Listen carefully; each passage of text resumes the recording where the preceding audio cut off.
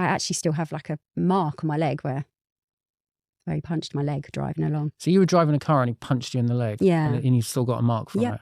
Yeah. Wow. Yeah. No one actually knew what I'd gone through because I'd not really told anyone. I'm probably only telling this story for the first time. Looking at the dynamic of you being so much younger, I mean, I'm not in any way against people of different ages being together. I don't think this is what we're saying, but I think what we're saying is at 18, you know, you're so young, but if someone's 25 years older, wherever it was, it really is almost like sort of parent-child, isn't it? It is. Particularly in the hands of someone who's abusive. Yes, that's it. He always thought that I was having an affair or going off with someone else. So he would check that the messages, by having my friends and family's numbers in his phone, he could cross-check that they were their numbers. One time I remember him not letting me sleep, like kept pulling the covers off of me so that I didn't have any covers all night. I thought I'd done something wrong and I was a bad person. So I deserved it. And that's part of the manipulation is that they somehow knock you down so far that you think that you deserve those things. That's why we need to talk about it. You know, a healthy relationship isn't about control. If you're in a relationship with someone, they should want to be there, not because they're scared to leave because you've isolated them from all their friends or their job or making money. They should be there because you're partners, equal partners.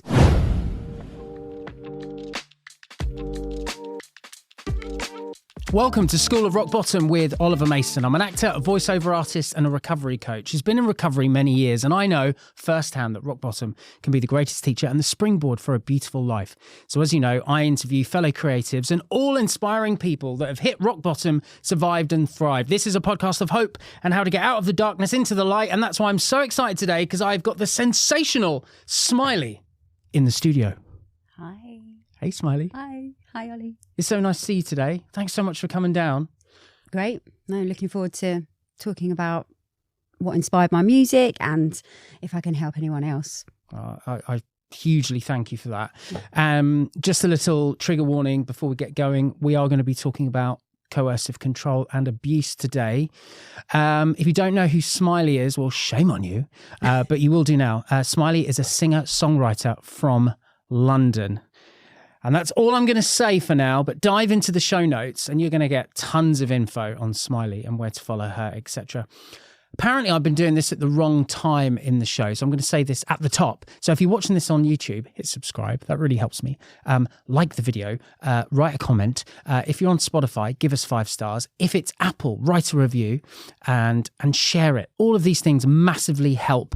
This podcast will always remain free and we're sponsorship free as well. And these little things really help me make more content. Right, Smilee.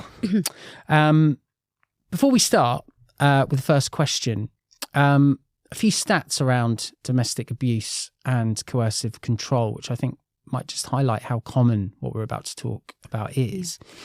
1 in 5 adults experience domestic abuse during their lifetime. This equates to 1 in 4 women and 1 in 6 to 7 men. Coercive control is a crime, and 95% of those prosecuted are male.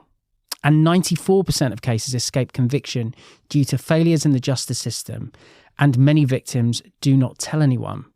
Coercive control slowly hijacks your life, leaving the survivor isolated and dependent. It's a crime against your rights and resources.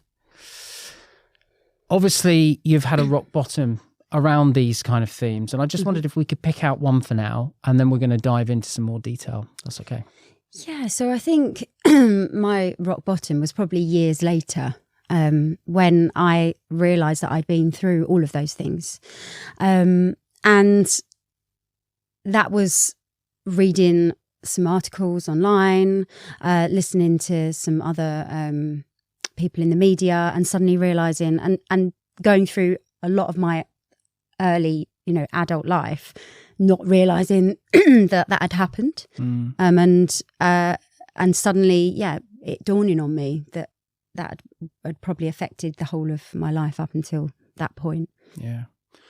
It sounds, and us talking off air, and we know each other personally as well, that because you were very young, weren't you? I think you were 18. Yes. When you started seeing this man, we'll call him a man. Yeah. And he was quite a bit older than you at the time. Yeah. And it sounds like after it kind of happened that you kind of, because of the gaslighting and maybe a little bit of the brainwashing potentially, I'll let you answer that. Yeah. It sounded to me that you were in quite a bit of denial about what had happened, almost like it was your own fault. That's it. And then you came across this article and it was like, oh my God, I've been a victim of this or a survivor of this. Yes. Yeah, exactly. So, yeah, you don't. I think a big part of this type of abuse is that you don't you don't realise it's happening, and you do blame yourself. Exactly those things, and it's not it's not a black eye. It's much more sort of underhanded than that. I think this is why when this law came in, it was such a victory, because I think for so long abuse was just seen as, like you say, a black eye, or which obviously is abuse. Yes. Or sexual abuse, again, obviously is abuse, but for it to be criminalized, the psychological and emotional side of things, because abusers knew at one point that they could kind of get away with that, because it wasn't always seen in the eyes of the law and society as abuse. I wondered if we could just dive into some classic coercive control traits, and then see how this related to this relationship. Yes. So generally, guys, the traits are threats, menacing, humiliation, manipulation, isolation, intimidation, stalking, financial abuse, gaslighting, and sometimes physical and sexual abuse as well. So let's break these down a little bit. So talking about this specific relationship, was he threatening and was he menacing? Yeah, definitely. I mean, being 18 and just leaving school and desperately wanting to be a performer and a singer, it's all I'd ever worked towards. And coming from, a family that wasn't in the industry, and just trying my best and thinking, right, how am I going to do this? Because this is what I want to do. And meeting him at 18 and promising me, all of these things, I, thought, oh, brilliant. This is how I can do what I want to do. So yeah, he would, it wasn't straight away. It was, it was all lovely the first few months. And just being 19 and being taken away to Thailand for 3 weeks, and thinking, oh, this is great, what a great life. But actually, that's part of the love bombing side of the abuse. Sure. So it's not straight away. You don't really know what's happening until later on. Yeah. I think it's really interesting with emotional and psychological abuse, particularly sort of within the framework of coercive control, and even certain frameworks around narcissism, which I know is a separate topic, and we'll talk about that a bit later. But it often starts seeming all really lovely. Like, I mean, for example, going away to Thailand for 3 weeks sounds like an amazing thing. And in and of itself, I guess it is. But if it's then seen as the beginning of isolating you from your support network, do you think that's what it was about? Was he trying to sort of get you on his own so he could start weaving his spell, if you like? Yeah, definitely. And I think, I don't think I'd even picked up my A-level results from school, and I met him. And I remember him saying, meeting him and then telling me he'd got my favourite drink in his room, which was Smirnoff Ices. I don't know. I remember that at the time. But, so that it's all things like that where the situation is manipulated. At 18, you don't know much. Yeah. You're still a child, I think, even though you're not legally not a child. But I think in your brain, you don't know anything about the world. You're relying on everybody else, adults and people with more experience, to show you and be a good role model. But unfortunately, when you get in the hands of somebody who thinks that they own you and you're there for them in some way, whether that's lots of different ways.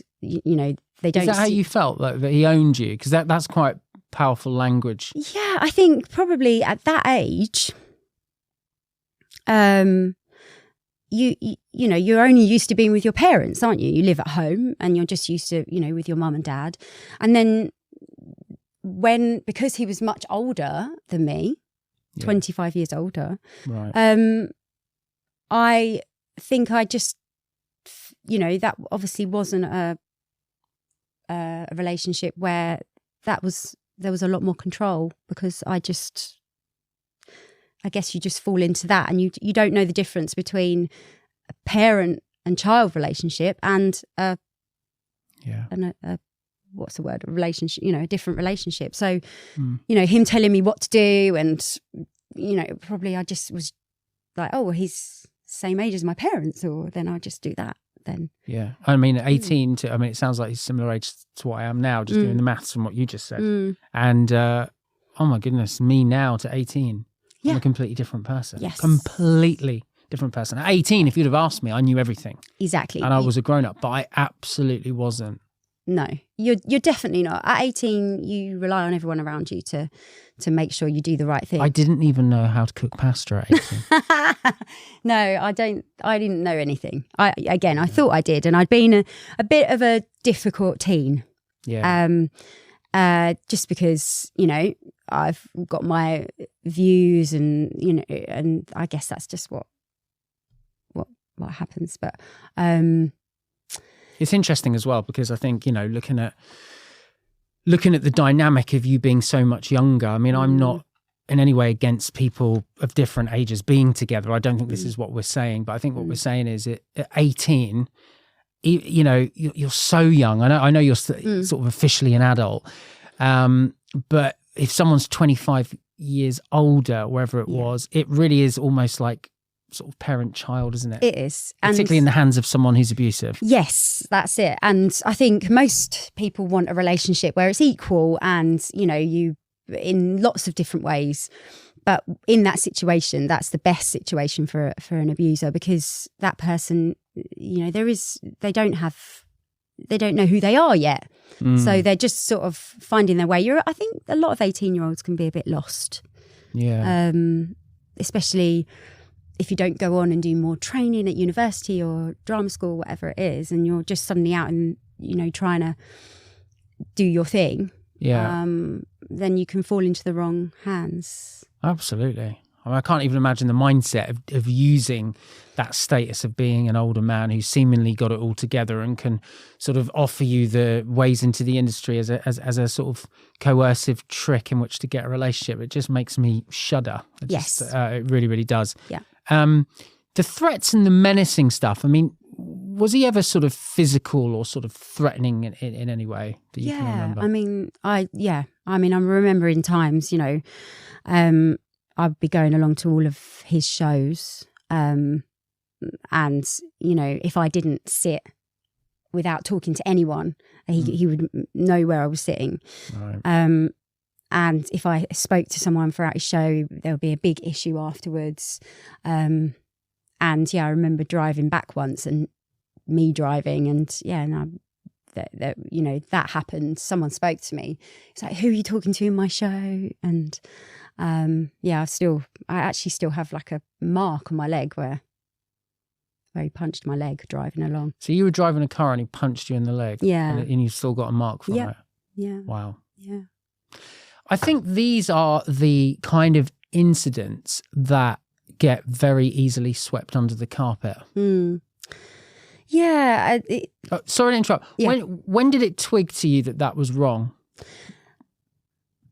I think at that age, what happens is that you do just, as I've said before, you blame yourself. You think, oh, well, I shouldn't have been speaking in his show.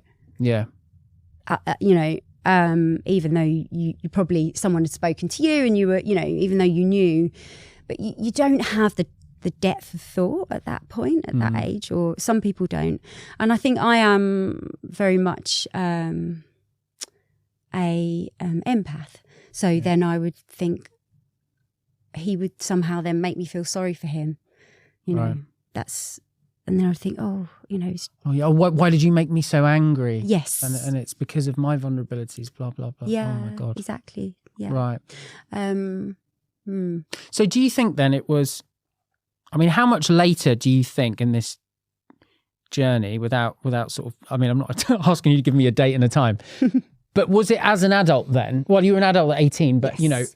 where you went, that was abuse. Do you see that as abuse now? Yeah. Oh, definitely. Yeah. I mean, yeah, I think I then, without realising it, was so low on myself that the relationships after that were really difficult up until, quite recently. It was really difficult because I just wasn't in the right place. All that experience of the early relationship was always with me, and I didn't really understand what had happened. I just blamed that it was me, that I'd caused it. I mean, you could have crashed the car, right? Yeah. I mean, I'm struggling to understand the mindset of someone that would punch someone in the leg who's driving, because it also puts him at risk as well. Yeah. It's so dangerous. Yeah. And then that sounds like it had a bit of a ripple effect. I'll tell you what we'll do. We're going to put that on the shelf because I want to come to that. Okay. And I think that's the whole thing. You're so good, Ollie. Sorry to keep... Yeah. So much I want to find out. You're so good. So I want to find out. Yeah. So, okay.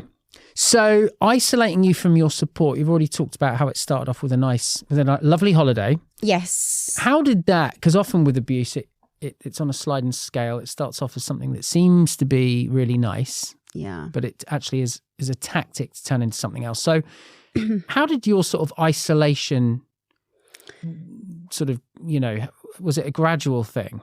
Yeah, I think obviously at 18, everybody's going out and and partying and doing all those things. But I wasn't really allowed to do that because I had to be with him and his shows. And I had to, if I ever wanted to do something and go back to London, he would just cause a massive issue, and it would just become like, I remember, and I think in the end I just thought, oh, this it's not worth the issue, because with coercive control, you do love that person. Yeah. That's the if you didn't, but you do love. It's not like that all the time. Yeah. It's quite interesting when you said I wasn't allowed to. Yes, yeah. So again, it goes back to I guess because the relationships I'd had were, teenager, and then a relationship with my mum and dad, Yeah. So I guess I didn't know it was wrong for someone to not say to me, no, you're not going out there. Or if you did, if I ever managed to sort of organise something, it would be very controlled by him, be waiting outside, or I would have to report, wave out the window that I was in that venue or wherever I was. And I remember I wanted to go back to class, and I remember going into the city where this class was, like a dance class, and telling him, he's like, oh, I'll drive you, I said, oh, thank you. And then I had to sort of wave out the window that I was there in that class. That must have been really embarrassing for you as well. Yeah. And I think all my friends were all my friends were like 18, just wanting to go out. They're not going to know about this. They might have been like, oh, that's cute that he wants that you're waving at him through the window. Yeah, or I didn't really, because I'd moved to another city in the UK, I didn't really know anyone. So all my friends had gone off to uni, or were just back in London. So I was completely isolated, and my family, they wouldn't have seen any of this because they were back at home. And as far as I was living the life of going away all the time, and being, it seemed glamorous. Yeah. And it looked like I was, he was going to help with my career. That's the thing. And I think he, but actually what he was doing was wrecking it. Yeah. Well, some of the most abusive relationships, from a social point of view, look perfect. There's so many people that are survivors of abuse who will say, the most he or she, the most charming person in the room. Everything looked perfect, but then behind closed doors there was a complete change, and the mask came off. Yeah, and he really created a smokescreen, didn't he? Yeah, definitely. And in the end, towards the end, there were financial things put in my name, and looking back now, I'm like, he made out he was so he had some success, but why did he need to put things in my name to make money. You know, and it would be his friends that were the lawyer, his friends that were the mortgage advisor that would get me to sign things that I didn't know anything about. Right. Yeah, now I think, oh my gosh, like That's quite a good example of using his age advantage to manipulate you, you know, because I can imagine that happening. And also at that age, when someone's that young within the industries that we are, you know, sometimes if someone just goes, I've got a contact, you know, you would, you know, you'd probably believe them, you know, whereas now I'd probably be like, oh yeah, great. Well, let's meet him then and let's see a contract. Exactly. But when I was 18, 19, anything anyone told me, particularly around the industry, I'd just buy into it. I'd be like, wow. Be like, okay, great, let's do it. Because you don't understand these things. You just think, oh, I've got all these stories to tell. I've written all these songs, and everybody tells me I'm, you know, a talented singer. I'm going to suddenly be this. All I've got to do is this, and it's going to happen. And yeah, you think that at that age. Yeah, and that happens a lot in our industry, unfortunately, with abuse, you know, dangling a carrot of success in, whether it's music, drama, or whatever it is. Yeah. Unfortunately, there's so many cases of that, right? There are.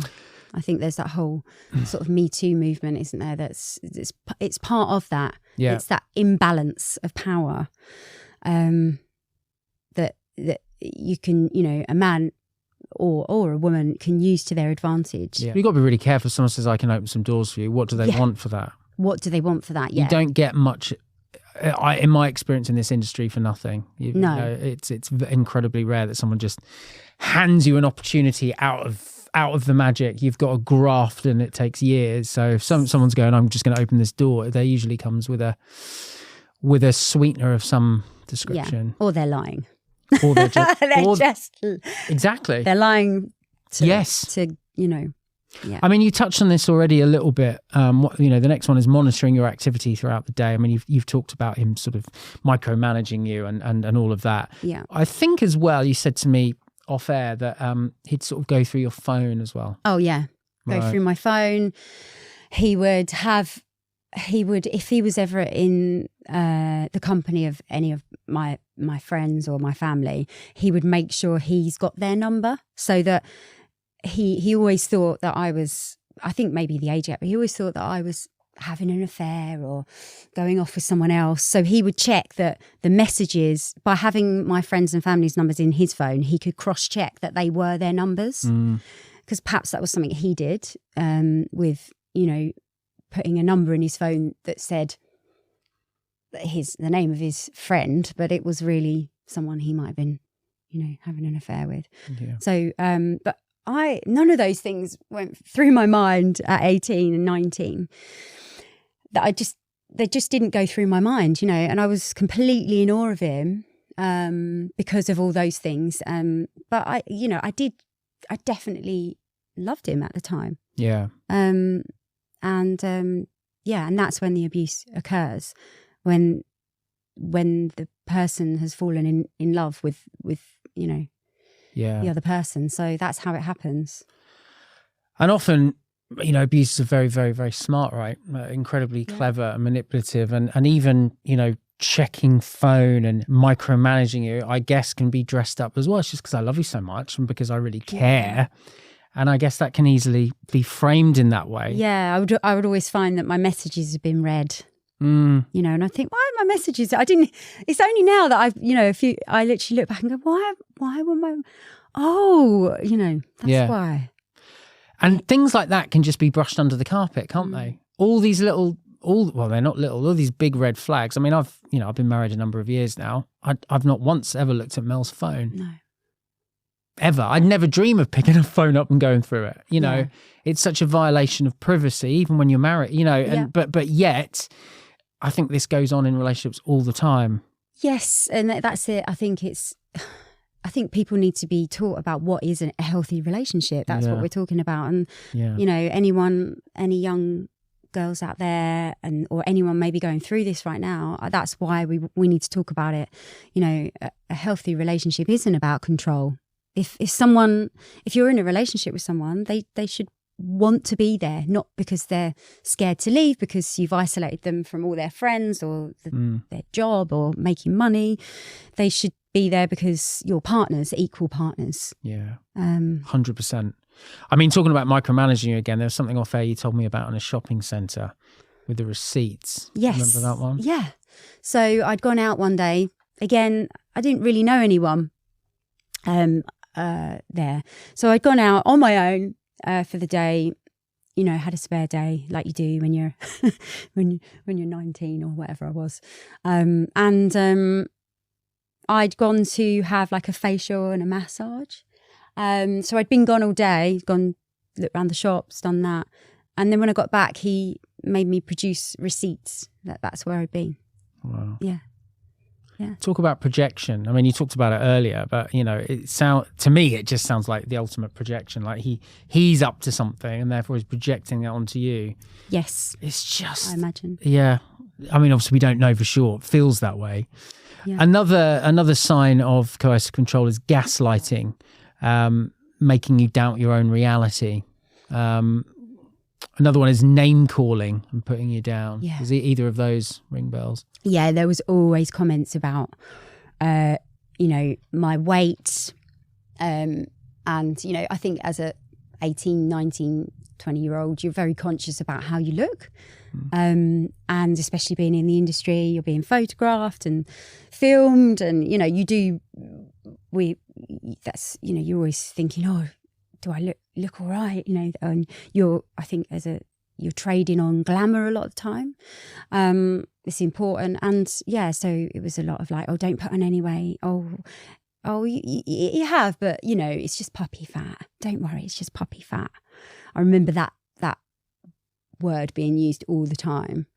Was it quite regular? Yeah, really regular. Like, give me an example, like every week or every couple of weeks? Yeah, I think it was just all the time. Right. You know. So daily? Yeah, I would say, yeah, like, okay. Yeah, sort of, yeah, maybe, yeah, it was, I'd say. Wow, that's a lot. Yeah.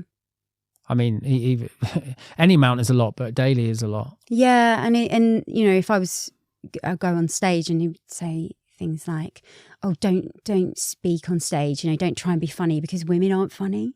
Right. Wow. Now I look back and I remember thinking, "Oh, okay, I mustn't do that." And now, if someone told me that, I'd be like, you know. But I remember that. So controlling. Yeah. What scares me is I think there'll be a lot of people listening to some of these and going, my partner does that. I think there's so many. I'm not saying that everyone's listening to it is going to be in an abusive relationship, but I think there's a lot of crossovers here into just really bad behavior within relationships as well. Bad behavior within relationships, yeah. And I think it's, if there's, you know, men listening out there or boys even, and this podcast is going to be around forevermore. If you do any of these things, you need to dig deep and find out why you do them, and get help, and know that these aren't healthy things to do. This is not what it's about. 100%. I mean, you know, this whole, I mean, I said at the beginning, where is it? 95% of those prosecuted are male.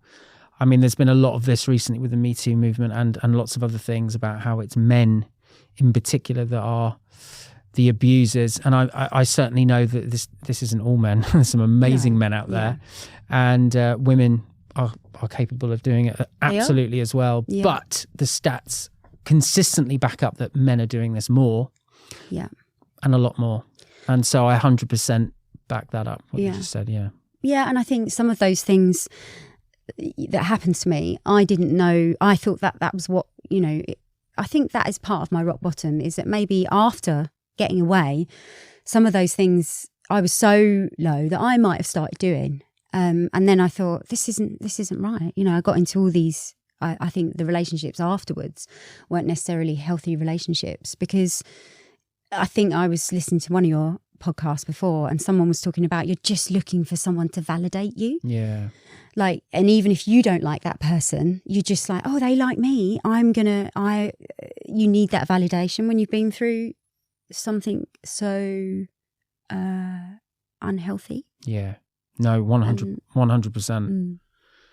I mean, while we're on the subject of the aftermath, I mean, do you feel that was a cycle you were in for a while? I know you're in an amazing relationship now and you're really happy, and that's great. Yes. But there was a period, was there, where that was a sort of running theme? Yes, definitely. Yeah, I would say so. Yeah.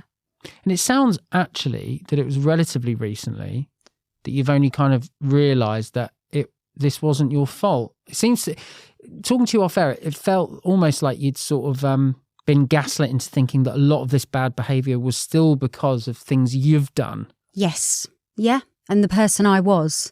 I think it was all about the person, you know, that's what you're like, you know, you're a bad person. So I had to do that to you. Yeah. And I remember things like him, if he was unhappy about something, and that was probably me just being a young person. Yeah. He would, you know, one time I remember him not letting me sleep, like kept pulling the covers off of me so that I didn't have any covers all night. And this is a really good example of another thing that I feel can just get swept under the carpet if you're in a certain relationship, maybe of a certain age or not. Oh, you know, my bloke or my partner or whatever, oh, they're a bit kooky last night. They were angry with me. They kept pulling the covers off me during the night. I can imagine that being brushed under the carpet. But if you actually take a step back and think about that for a minute, that's really abusive. Yep. And inappropriate behaviour. Yes. At the time, did you see it that way, or did you kind of go, well, you know, he loves me and he's an upset, and it was probably my fault? Yeah. I thought that. I thought I'd done something wrong, and I was a bad person, so I deserved it. And that's part of the manipulation is that they somehow knock you down so far that you think that you deserve those things, and it's only by, you know, amazing things, podcasts like this is why I'm here, and, you know, other people on social media that are now raising awareness about these things, that people realise, oh, okay, that is emotional abuse. Yeah. Quite threatening physical abuse as well. Yeah. I think that situation, a young girl in bed and an older man keep taking the sheets away, repeatedly, so you'd take them back and then you'd pull them away. Yeah. Did you feel threatened physically in that moment? Yeah, because they're much physically bigger than you, and stronger. So there's not much you can do other than, I think I remember moving to another room and then him following there and doing the same. You know, so it's not like I said at the start, it's not like someone punching you in the face and having a black eye type of abuse, but it's much more underhanded. Because he knows he's more likely to get away with that one. Yeah. Especially, you know, you can imagine what would run through your mind. You know, you're going into a police station and saying, my boyfriend keeps pulling my sheet off me. That, you know, you'd be legitimately worried that they'd just laugh at you. Yep. And go, oh, what's the big deal? Yes, but it's lots of little things like that where you're just sort of, degraded. It's degrading. It's not a little thing, is it? It's a huge thing. Yeah. It's actually a huge thing. Yeah. Really abusive. And it just shows, isn't it, how so easily they can be brushed under the carpet, these little things. And it's so important that we're talking about these things. And this is not okay. Yeah. And I can't remember, but I know that he had a private investigator out watching my every move. And I can't remember how I found out and how I knew. So he was stalking you, basically? Yeah, so stalking me. So when I did manage to get away. Another theme of coercive control is stalking. Sorry, carry on. Stalking, yeah. Lots of messages, you know, hundreds. And, having someone follow me. Wow. Yeah. That's really creepy. And then he was in control of, you know, lots of my work. So he would say, oh, well, I'm going to tell everybody that they're going to cancel all your gigs and shows. And which is ridiculous. Like right now, we know that. So threatening your career. So the thing that he dangled the carrot with at the beginning was then a threat if you were to leave the relationship. That's it. Yeah. Okay. Yeah. Or not do as he say, you know, like as in, right, I've got these shows, you got to come with me. I don't want to, obviously, I want to go out with my friends. So I was 19. I want to go to this club or whatever it was. So, I'll just, you know, I can't remember how it was said, but it was done in a way of like, I guess that person won't want you performing there then. You know, it's that type of thing. Wow. Yeah. Slightly difficult question potentially. Regulating your sexual relationship. Was he, you can pass on this question, but was he very much in control of that side of the relationship? Yeah, definitely. Yeah, if, there would be a big issue if I didn't want to. Right.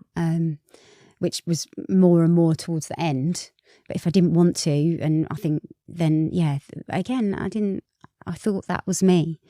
But that is not healthy, guys. Like, that is not how it should be. It shouldn't be one person saying, oh, we should be doing it then, and then. And if you don't, then, these things will happen. Right. That's kind of like psychological or emotional rape. I'd say so. I know there might be some people listening to that and going, "Oh, Ollie, you've gone overboard there." But if it's a similar thing, because it's like using emotions and psychology to basically force you, to have sex with this person. Yes, I think you're right, and you're trained in all this stuff, and I think it's another thing to where a person thinks they own you rather than that's what it's about. They don't see you as a person. They see you as something they own that is just an extension of them. So when you have thoughts and feelings of your own, whether that be you want to go to a club that night instead of going to their show, or with some of the things, or what you just spoke about, then it doesn't matter to them.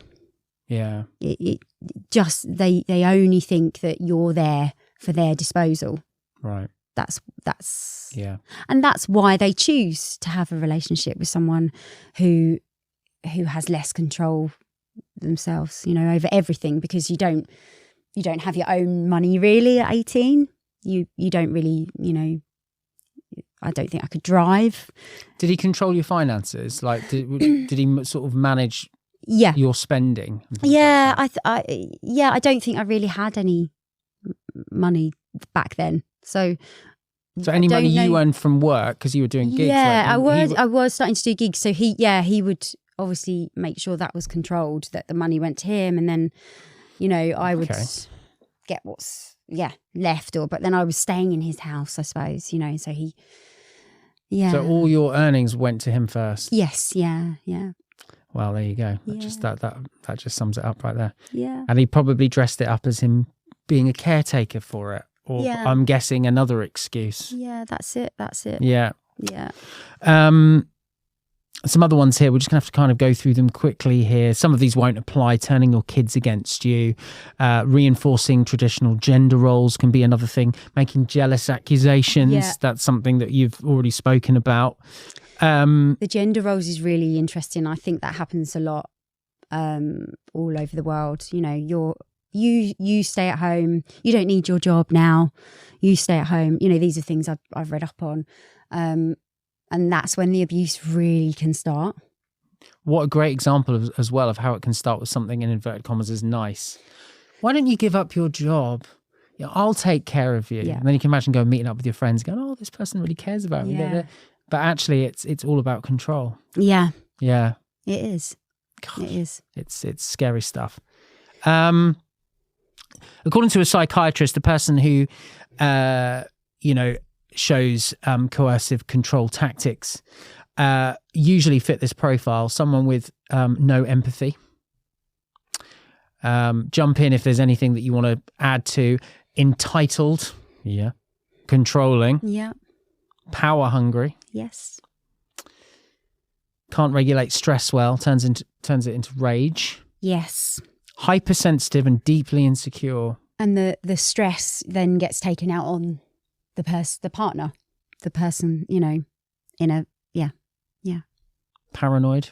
100%. And this is the important bit, but often with charm and charisma. Oh, yes. Yeah. Now, a lot of these cross over into sort of malignant narcissism. And obviously that's a personality disorder, and that's kind of like a whole other podcast. But obviously there's going to be some crossover. And whether or not this person is a malignant narcissist, I don't know. And I'm sure you've got your own feelings on that. Yeah. there's a lot to talk about with narcissism, but I think the one thing that we could quickly talk about is there tends to be a cycle when you're in a relationship with a narcissistic person. And it always seems to start with love bombing. Yes. Now, I think this is something really important to talk about. In your experience, what is love bombing? Yeah, so we mentioned at the start, first of all, it's all amazing and, they do all these amazing things and they look like they are, it's almost too good to be true. That's the thing that you need to look out for. Holidays and presents and all of those things. We all, when we start a relationship, we all start off, as the best version of ourselves. Of course, no one's perfect and we all make mistakes and I'm definitely not perfect. And, that's not what we're saying. It's more, it's not all the time.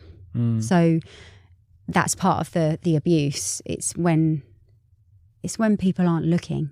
Yeah. And they know when to take it away. Yes. I've only experienced it once. And it was really intense. And looking back, it was unlike anything else. And it was absolutely a tactic to entrap me. Yeah. It was so extreme. Within like 48 hours getting messages like, you are my soulmate. Yes. And playlists, after a couple of days and and constant WhatsApps. Yes. Luckily, I was in and out of that quickly. Yeah. But at 18...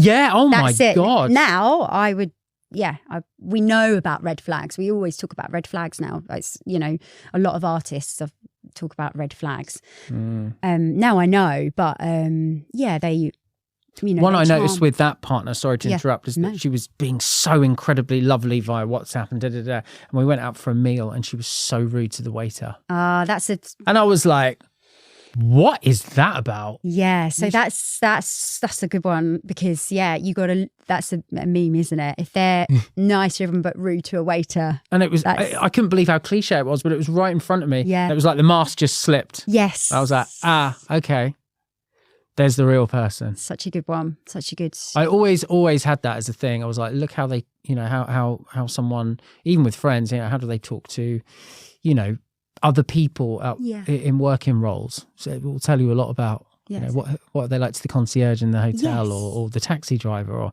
all of these things show classic one. Show real character, don't they? What they really like. And that actually happened to you. I bet that's happened to so many people. So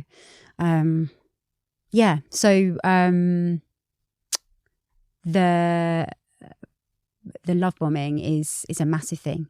Yeah. Gifts, being whisked off, all these amazing things that you.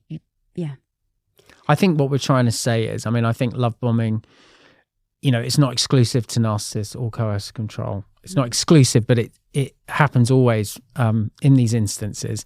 And it can be a sign of other toxic relationships as well. Yeah. And I know it can be quite confusing because you might be thinking, well, surely that's just a sign that someone really cares. But if it's really intense, really quick, and sort of all-consuming, it's a massive red flag. It is. Yeah. Yeah, it is. Because when you first meet, you think, oh, I'm attracted to that person, or I'm, but it takes time to really get to know someone and fall in love, I think. And so when it's all too much at the start, I think that's a bit unhealthy, probably.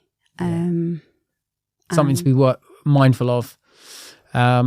It could just be that someone's really into you. It could be really great. But I think but there's a line, isn't there, where it's so intense, only because I've experienced it. Yeah. And I've experienced, with Mel, what a healthy version of that is. It was, we were into each other immediately and it was great. Yeah. But it felt very natural. Whereas this incident, which is many years ago, was so, retrospectively was so bizarre and so extreme that I now know that it was basically an act. An act, yeah. Yeah. And maybe it's the imbalance of power. I think that's what we're looking for. When there's that imbalance of power, that's when it's not good. It's a here, kitty, kitty, kitty. Yes. Come to me. That's Bang. it. That's it. And then, the next stage in this sort of classic narcissistic sort of cycle, the love bombing or the idealize, and then slowly into the devalue. The devalue putting of you down. Yeah. And all of that, and then discard, and then suddenly they're gone. And there's even something called hoovering, which will be another whole podcast, which is when you sort of end things with your narcissistic partner and they come back for one last hit of dopamine. So they sort of come back for one last suck up. Yeah. No, well, that's definitely happened with this person. And, with what we mentioned with the financial stuff. Yeah. That's how he managed to do that. Right. It still affects me now. Yeah. Yeah. Now, obviously, you're in a much better place, and you have been for a good while now. You're in a lovely relationship with a lovely guy who I know.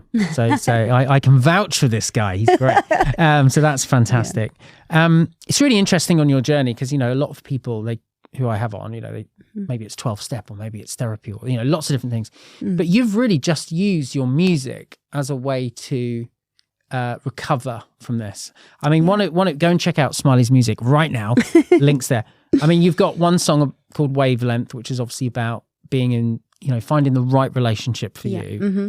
And then your two latest singles, Faith and Fire, is about realizing that hard times will end and that you'll come back with strength and resilience. Yeah, have faith. Yeah, was written all about that. That nothing's permanent. So if you're having a hard time right now, nothing is permanent. Even life isn't permanent. So, and you do learn from these things. You become bigger and better when you've gone through something. So if you're going through some of these things now, it'll be okay. You're going to get through it. And then Fire is about that. Yeah, it's about I'm on fire now. It's a massive, a massive I was that person and now I'm this person, and thanks to those experiences I'm gonna try and help others to not go through those things, especially young girls, boys. I really want them to know that that's not a healthy relationship, and look out for these things. That's what I'm really keen on. What do you wish someone would have told you at 18? They probably did try to tell me, but I didn't listen. But I think people do listen to social media now. So I think, I do remember a few people at the time saying, that's not right that those Smirnoff Ices were in, and other branded drinks were put in the room when he'd found out that you liked that drink. Yeah. I hadn't even picked up my A-level results. So I remember someone saying that to me, and that's such a sneaky move, isn't it? It's very easy to just kind of brush that one away as well. He heard you like a drink and he bought you these drinks. I wasn't he a sweet guy? But if you really think about it, particularly with what happened next, how incredibly sneaky is that? Yeah. Particularly with the age gap. Going to a shop. Yeah. And you know what it's like if you're 18. I was on my first ever job as a singer, and it wasn't particularly well paid, so a free drink, I was like, oh great, a party in the room, and then it just happens to be you and them. It's that type of thing. So yeah, I mean, it's really interesting because I've known you a little while now and we're mates, and I only found out this recently. And I think being in recovery myself, and obviously working in rehabs and being a recovery coach, it's all about, sort of therapy and doing the work. And then, but we have to also acknowledge that there's a large proportion of people when they go through hard times that they just kind of throw themselves into work and just kind of get on with things.